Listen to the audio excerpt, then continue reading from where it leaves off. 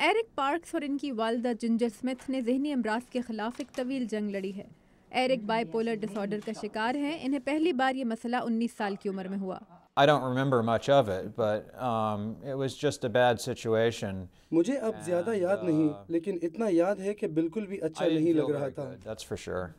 And that was the beginning, the continuation of years. یہ صرف آغاز تھا ایک تکلیف کا جو ایرک اور ہمارے پورے خاندان نے برداشت کی۔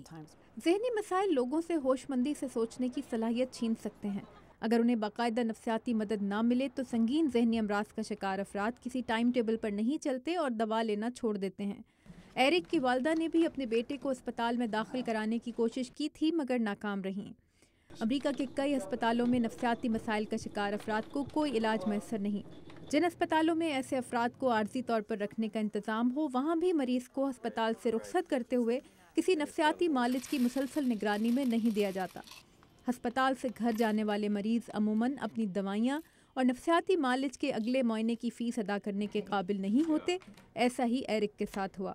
I wasn't willing to receive treatment. میں کوئی علاج نہیں کرانا چاہتا تھا۔ میں یہ ماننا بھی نہیں چاہتا تھا کہ مجھے کوئی ذہنی مسئلہ ہے یا مجھے اس کے لیے دوائی لینی چاہیے۔ وین لنسٹام کے مطابق امریکہ کے ذہنی صحت کے شعبے کو توجہ کی شدید ضرورت ہے۔ یہ ایک ایڈوکیسی گروپ مینٹل ہیلتھ امریکہ کے سربراہ ہیں۔ We have a mental health system and we also have a physical medicine system. ہمارے ملک میں ایک نظام ذہنی صحت کا ہے اور ایک جسمانی صحت کا۔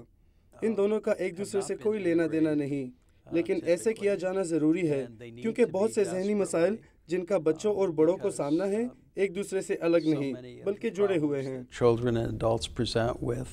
ایرک پارکس ان دنوں ایک نجی ادارے میں رہ رہے ہیں جہاں کا عملہ ان کے دن بھر کے دواؤں کے ٹائم ٹیبل کا دھیان رکھتا ہے، مگر ایسی نگہداشت امریکہ میں مہنگی بہت ہے۔ کوئی سرکاری یا فلاحی پروگرام ایسی نگہداشت کی قیمت ادا کرنے میں کسی کی مدد نہیں کرتا۔ زیادہ تر خاندان اپنی جمع پونجی سے ہاتھ دھو بیٹھتے ہیں۔ ایرک کی والدہ کو انہیں یہاں رکھنے کے اخراجات پورے کرنے کے لیے اپنا گھر بیچنا پڑا۔ ایرک کی طبیعت اب اتنی بہتر ہو گئی ہے کہ یہ کوئی نئی نوکری ڈھونڈ رہے ہیں۔ I'd like to eventually, get back out on my own and maybe have an apartment, live independently. لیکن ایرک اگلے کئی سال تک اسی گروپ ہوم میں رہیں گے۔